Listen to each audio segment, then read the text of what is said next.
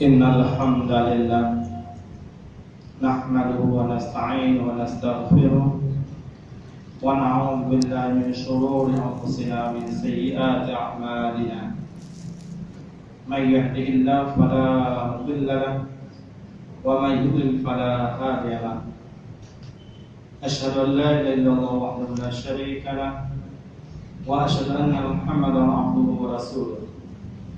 Allahumma salli ala Muhammad wa ala ali Muhammad kama sallaita ala Ibrahim wa ala ali Ibrahim innaka Hamidum Majid.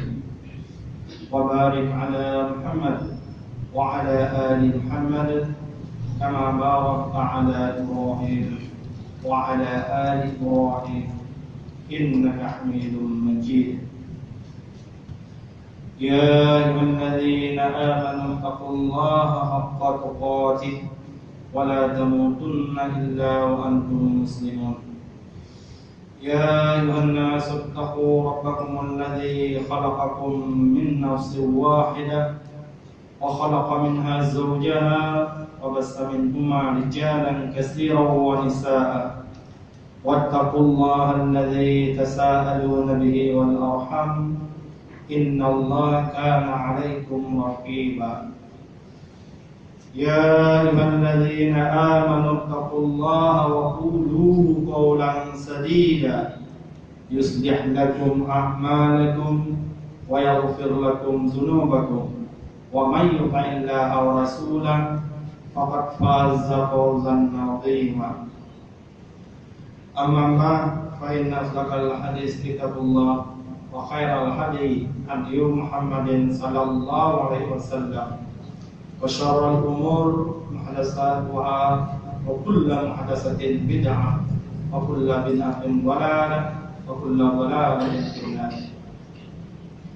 Hadirin kaum muslimin sidang jemaah yang dirahmati Allah, alhamdulillah senantiasa puji dan syukur kita selalu kita panjatkan kepada Allah Subhanahu wa taala, di mana Allah selalu mencurahkan rahmat-Nya, karunia-Nya, kenikmatan, kesehatan, kesempatan para kita bersama.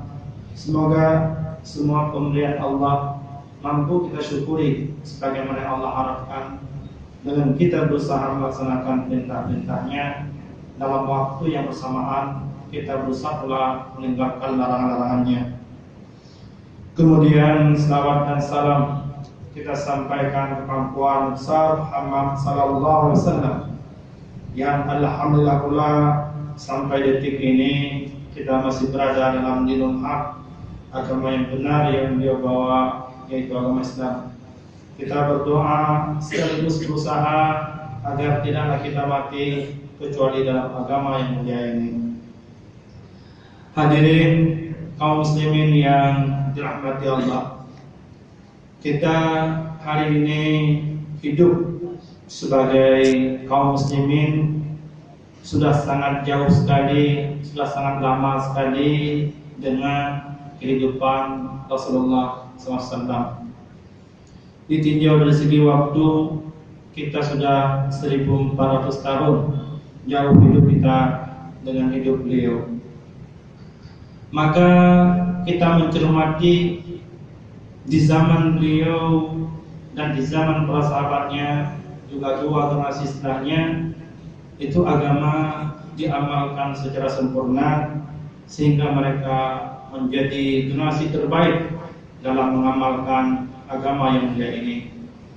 Khairun nas qarni summal ladzina yalunahu summal ladzina yalunahu.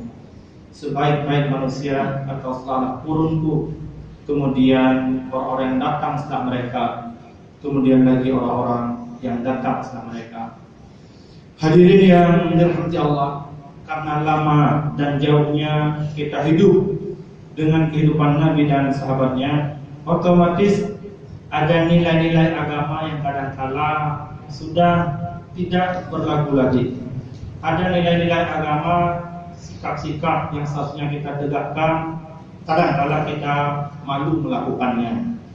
Di antaranya misalnya pada sisi pribadi masing-masing, misalnya kita berjenggot itu sudah sangat sukar karena memang kadang-kala dikritik kiri kanan di keluarga kita, di rumah, di masyarakat kita, di samping, di kantor kita, dan tempat-tempat lain. Bahkan aturan-aturan mungkin tidak mendukung untuk kita berjenggot. Itu hanya satu hal kecil. Demikian juga ada nilai-nilai yang kadang-kala diharamkan oleh agama kita, tapi karena memang sudah terbiasa dilakukan, maka hal-hal seperti ini tidak dianggap haram lagi. Misalnya bunga bank, riba, itu sudah biasa saja. Demikian pula hal-hal lainnya, karena kita jauh daripada memang nilai-nilai tuntunan, sehingga tidak terasa itu adalah sebuah penyimpangan. Ini terjadi sedikit demi sedikit. Bahkan akhir-akhir ini kita menyampaikan nas-nas Quran pun kadang-kala menjadi malu, menjadi khawatir, menjadi sesuatu hal yang memang kadang-kala tidak tepat kita lakukan. Itu disampaikan oleh orang tertentu. Bahkan justru kadang-kala di masjid-masjid Allah pun itu ayat-ayat tertentu tidak boleh disampaikan. Ini kondisi akhir zaman. Ini terjadi. Ayat-ayat jihad itu nggak boleh disampaikan di masjid kadang-kala. Dianggap memprovokasi orang, dianggap teroris, macam-macam semua. Kan nasnya tersebut di Quran. Hal-hal seperti ini terjadi di akhir zaman. Maka pada siang yang mulia ini saya sampaikan mungkin sesuatu yang sangat keras gaungnya hari ini, yaitu tentang pemilihan pimpinan. Bagaimana aturan agama kita yang mulia ini memberikan jawaban, memberikan solusi yang kadang-kala juga menjadi aneh bagi orang-orang tertentu saat kita sampaikan ada nas-nas Quran dan hadis-hadis Nabi yang memberikan tuntunan yang memang kadang-kala berseberangan secara diametral dengan kehidupan kita hari-hari. Walaupun seperti itu, insya Allah pada hari yang mulia ini, walaupun kita tidak mampu mengamalkan di lapangan sebagaimana adanya nas, batas minimal saya harapkan bahwa agama kita ada tuntunan dalam persoalan-persoalan seperti ini.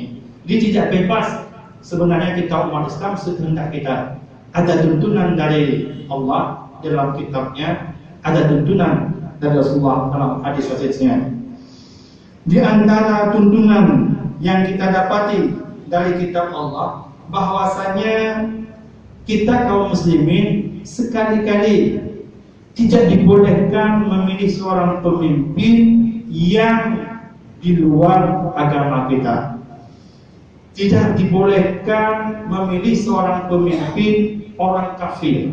Itu tidak dibolehkan. Dalam nas sangat tegas.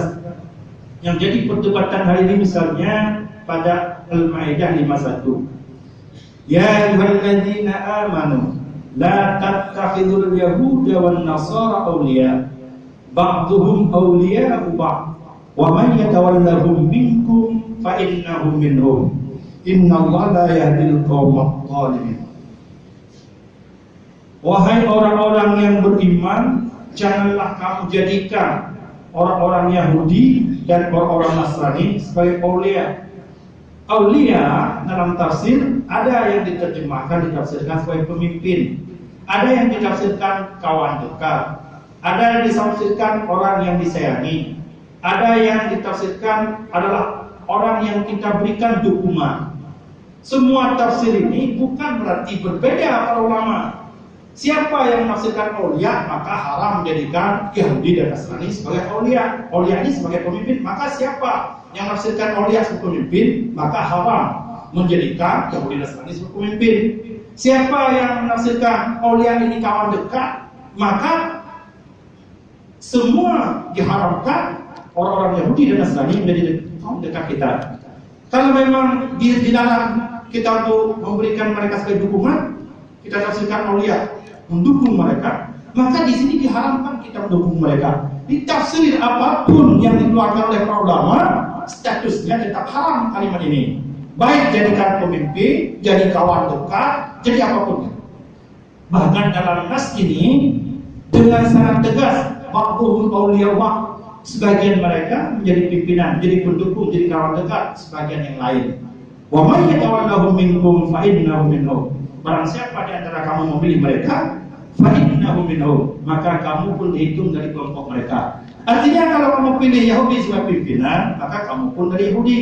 Kalau kamu pilih Nasrani sebagai pimpinan, maka kamu pun dihidup orang Nasrani. Itu pengertian wa may yatawallahum minkum fa innahu minhum. Tidak ada khilaf di situ. Maka di sini kadang-kadang kalau kita lihat nas, hudal nas ini, petunjuk bagi manusia ini, tidak perlu syarahan seorang profesor. Di zaman Nabi, orang awam sekalipun pada saat ada ayat la tattakhizul yahuda wan nasara awliya ba'dhum awliya wa may yatawallahum minkum fa innahu minhum. Semua orang tahu, paham di zaman itu. Ini haram menjadikan Yahudi sebagai pimpinan. Tidak ada khilaf itu.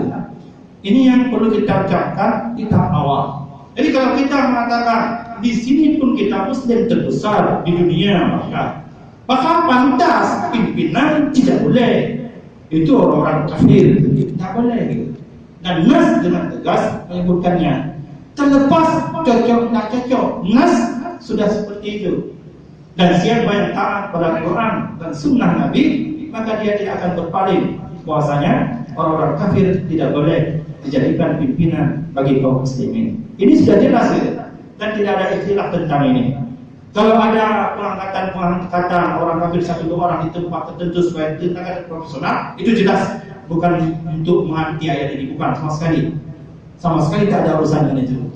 Maka ini kita camkan yang pertama, itu batasan yang sudah diberikan oleh Quran yang tegas. Bahkan ayat lain yang alladzina amanu la tattakhizul kafirina awliya. Orang yang beriman jangan kamu jadikan orang-orang kafir itu sebagai pimpinan. Di nas-nas seperti ini tidak boleh kita kangkangi. Tegas sekali. Maka seorang penyanyi pun tahu, kayak Roma Irama misalnya. Beliau bukan ulama, tapi tahu tidak boleh pilih orang kafir sebagai pimpinan karena ayat ini gitu. Jadi siapapun tahu. Ini yang perlu kita camkan yang pertama sekali. Walaupun tidak disampaikan secara terbuka di mana-mana. Dan ini harus diketahui. Yang kedua, orang yang condong sudah kaum muslimin, bagian dari kita semuanya. Ada ayah kita mau naik jadi pimpinan, ada saudara kita mau naik jadi pimpinan, ada adik abang kita mau naik jadi pimpinan dari kaum muslimin. Tapi kecondongannya lebih condong pada ahli maksiat. Kecondongannya lebih memberikan aturan-aturan kufur dengan aturan-aturan Islam, lebih memberikan angin kepada aturan kufur. Ini pun dilarang oleh agama kita, oleh Al-Quran. Sudah muslim ayat kita.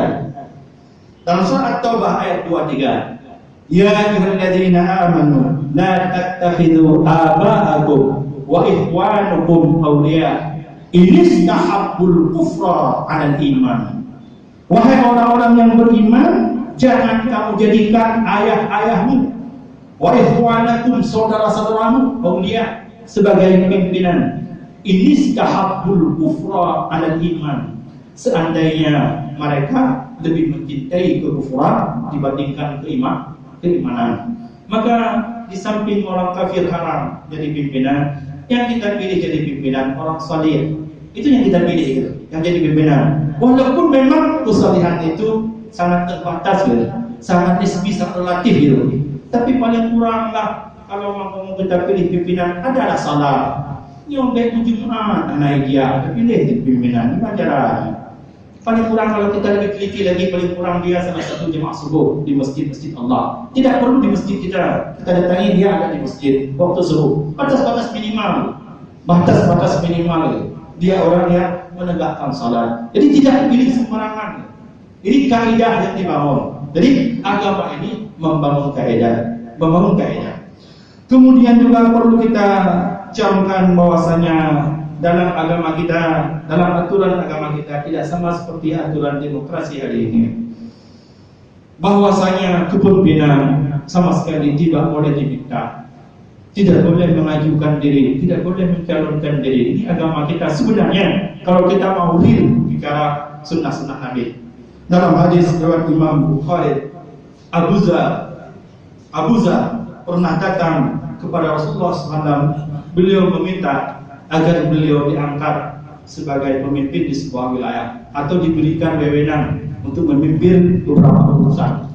Dengan tegas Rasulullah menyampaikan kepada Abu Zar dalam Sahih Muslim, ya Abu Zar, inni araka dha'ifa. Wahai Abu Zar, aku perhatikan engkau seorang yang lemah. Wa inni uhibbu laka ma uhibbu li nafsi. Dan aku mencintai bagimu sesuatu yang aku cintai bagiku. Kalau aku kepingin diriku di akhirat tidak banyak persoalan ditanyakan, aku juga mencintai bagi dirimu agar engkau tidak banyak ditanya di akhirat dengan kepemimpinan yang engkau membangun. La ta'ammaranna 'ala snaini wa la tawallayanna ma la yatim. Janganlah engkau memimpin dua orang, janganlah engkau mengurus harta anak yatim. Ini khusus wasiat Nabi kepada Abu Dzar sambil datang meminta agar diberikan kepemimpinan. Hadirin yang dirahmati Allah, Rasul mengatakan, inni araka dha'ifa. Aku lihat engkau lemah. Timbul pertanyaan sekarang, apakah Abu Dzar lemah? Kita hari ini kuat-kuat, maka kita merebut jadi pimpinan. Apakah kualitas kita di atas kualitas Abu Dzar? Sama sekali tidak seperti itu. Hadirin yang dirahmati Allah, sebagaimana kita ketahui, Abu Dzar ini sebelum beliau masuk Islam adalah beliau kepala perampok suku Ghifar, kepala Garut. Saat mendengar Rasulullah diangkat sebagai Nabi di Mekah, maka beliau mengutus saudaranya Inas untuk memperhatikan Nabi tersebut. Maka Inas dari Bani Ghifar datang ke Mekah memperhatikan kehidupan Nabi. Salah satu perhatian Inas bahwasanya Rasul sering membantu fakir miskin dengan harta yang dia miliki. Maka laporan ini dia bawa pulang ke Abu Dzar. Saat Abu Dzar bertanya, bagaimana Rasulullah, bagaimana orang yang mengaku diri menjadi Nabi di Mekah? Maka Inas memberikan jawaban membingungkan Abu Dzar. Inas mengatakan, agamanya sama seperti agamamu. Bagaimana agamanya seperti agamaku? Dia suka sekali, sangat senang membantu fakir miskin dengan harta yang dia miliki. Beda dengan kamu merampok orang lain kemudian memberikan hartanya kepada fakir miskin. Dia tidak. Di situ bedanya. Tapi agama kamu sama. Maka kebingungan Abu Dzar, beliau datang ke Mekah. Saat beliau datang ke Mekah, ketemu dengan Nabi, langsung beliau mengucapkan dua kalimat syahadat. Sampai di Mekah karena begitu bermasalah masih kaum muslimin dibantai, dikucilkan, disiksa, maka Nabi menasihati Abu Dzar, wahai Abu Dzar, engkau dari suku Ghifar, sembunyikanlah keislamanmu, engkau silahkan berangkat pulang. Langsung Abu Dzar bertanya, wahai Rasulullah, di mana orang-orang kafir Quraisy biasanya berkumpul yang dia marah kalau ada orang masuk Islam? Langsung Nabi mengatakan di samping Ka'bah. Maka dia langsung datang di samping Ka'bah memproklamirkan dirinya masuk Islam, dan dia dibunuh, dibantai, dan dia dipukuli rame-rame, diinjak-injak, sampai datangnya Abbas sebelum beliau masuk Islam mengatakan kepada orang Quraisy, tahukah kalian siapakah yang kalian bantai ini? Inilah tokoh suku Ghifar. Kalau kalian tidak menghentikannya, maka kafilah dagang kalian akan semua dihancurkan. Maka mereka berbaring. Maka beliau tidak sedikit pun bisa melihat ketimpangan di zaman manapun. Maka Nabi mengatakan, jangan engkau pimpin dua orang, karena Nabi khawatir dua orang saja dia pimpin, pasti dia bawa pedang. Tidak perlu ramai kalau Abu Dzar. Kalau ada penyimpangan, cukup dia memiliki kawan dua orang, dia akan bawa pedang. Ini Abu Dzar. Demikian juga, kenapa beliau tidak dibolehkan mengurus harta anak yatim? Harta dirampok dibagi kepada fakir miskin. Ada kekhawatiran Nabi, harta anak yatim di tangannya, nanti dibagi dikasih siapa yang minta. Karena beliau begitu dermawannya. Ini masalahnya. Ini bukan karena lemahnya, kondisi real yang ada pada Abu Dzar, sehingga Rasul menyebutkan jangan kau pimpin dua orang dan jangan kau urus harta anak yatim. Ini perlu kita camkan.